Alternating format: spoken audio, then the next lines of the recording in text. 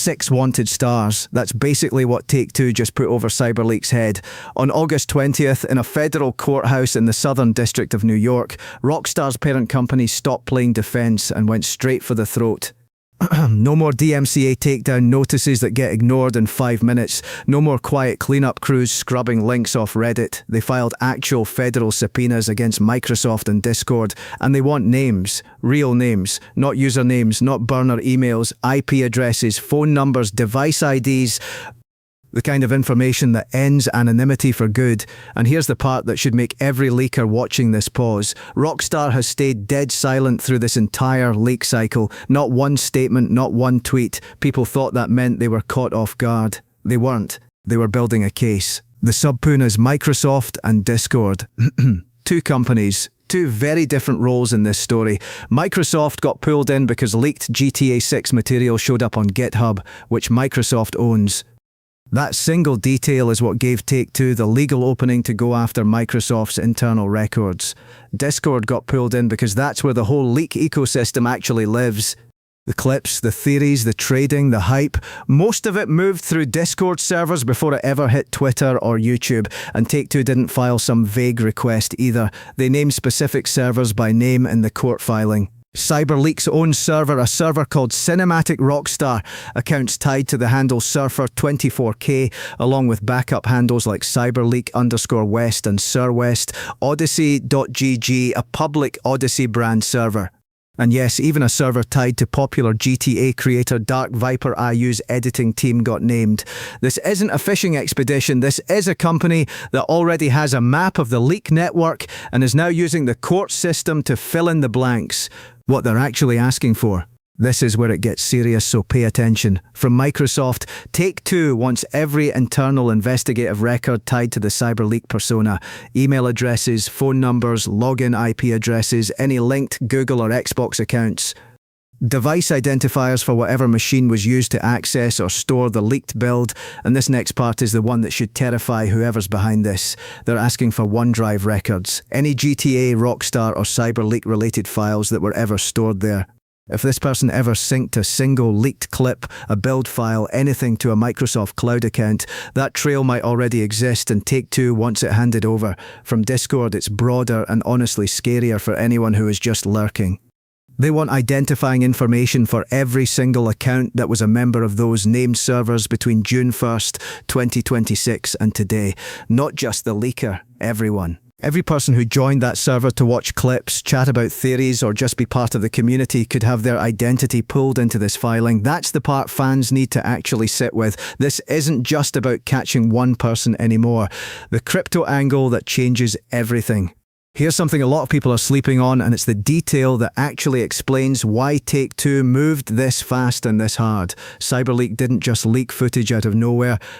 The persona built a whole manifesto around it, calling out Rockstar for digital-only pre-orders, fake single-player DLC, and demanding a public apology. Sounds like protest, right? Except multiple reports have tied Cyberleek to promoting a meme coin alongside the leaks.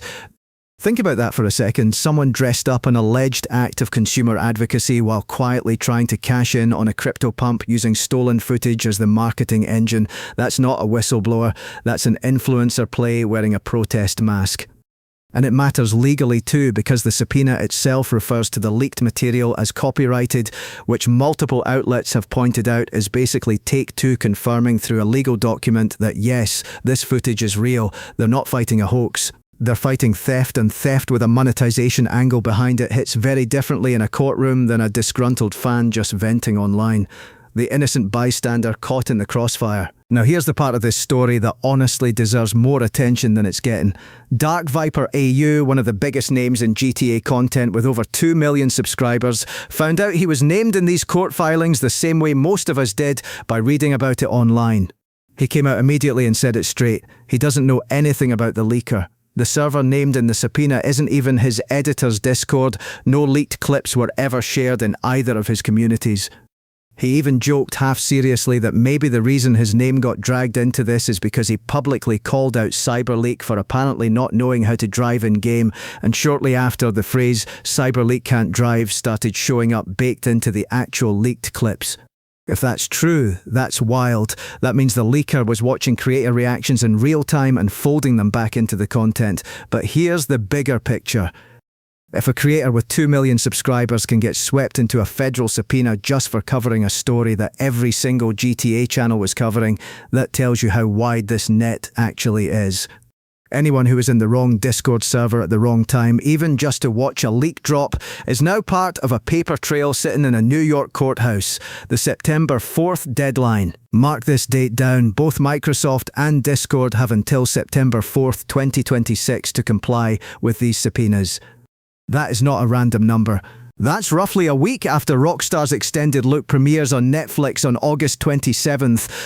Which means Take-Two is racing to build its identity case on the leaker before their own official reveal even happens, and the response window closes right after the internet's attention shifts fully onto that Netflix event. Discord already confirmed to Variety that the subpoena is legitimate and that they review and comply with valid legal requests as standard practice. That's corporate language for, we're going to hand this over. Microsoft hasn't made a public statement yet, but legally the clock is already running. And once that data lands in Take-Two's hands, this stops being a story about mystery footage and becomes a story about a name, a face, and very possibly criminal referrals. This case even echoes the original 2022 GTA 6 breach, which eventually led to real-world arrests and prosecution. Take-Two learned from that. Their response this time is faster, sharper, and clearly built off a full year of legal groundwork rather than a reactive scramble. What this means for future leaks. So what happens next? If Cyberleek is identified before September 4th leaks out further, expect this to escalate from a DMCA subpoena into a full-blown civil suit and, depending on the crypto angle, possibly a criminal referral involving wire fraud or securities-related charges tied to the meme coin promotion. That's not confirmed yet. That's where the legal trajectory realistically points based on precedent. But here's the bigger ripple effect for the entire leak ecosystem around this game. Every single person who joined one of those named Discord servers just to see leaked footage now has to sit with the fact that their account activity between June 1st and today could be sitting in a legal filing. That's the real chilling effect here. It's not just about scaring off the next leaker. It's about scaring off the audience that made leaking worth it in the first place. Because a leak only spreads if people are there to spread it, and if being in the wrong server at the wrong time can put your name in a federal document, a lot of people are going to think twice before clicking join on the next mystery Discord link. Rockstar didn't just go after one person. They went after the entire pipeline that leaks travel through, and with the Netflix event landing in less than a week, the timing feels less like coincidence and more like a company that wants this entire chapter closed before they get to control the narrative themselves.